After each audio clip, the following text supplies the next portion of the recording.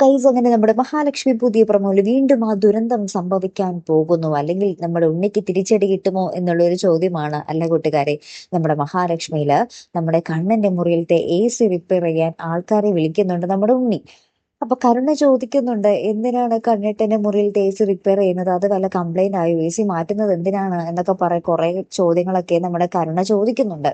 അപ്പൊ നമ്മുടെ ഉണ്ണി പറയുന്നുണ്ട്, ഇവിടെ ആരെങ്കിലുമൊക്കെ വന്നാല് വേറെ ആരും അതറിയാൻ പാടില്ല, അവര് അവരുടെ പണി തീർത്തിട്ട് പൊയ്ക്കോളും എന്നൊക്കെ പറഞ്ഞ് നമ്മുടെ ഉണ്ണി കരുണയ്ക്ക് ഒരു മുന്നറിയിപ്പ് കൊടുക്കുന്നുണ്ട്. ശേഷം നമ്മുടെ പണിക്കാര് വരുന്ന ഒരു നിമിഷങ്ങളും എന്താ പറയാ, കണ്ണന്റെ മുറിയിൽ AC എന്തോ വിഷവായു നിറക്കുകയോ എന്തൊക്കെയോ ചെയ്യാൻ പോകുന്നത് ഒരു പ്ലാനാണ് നമ്മുടെ ഉണ്ണി മനസ്സിൽ കണ്ടുവച്ചിരിക്കുന്നത്.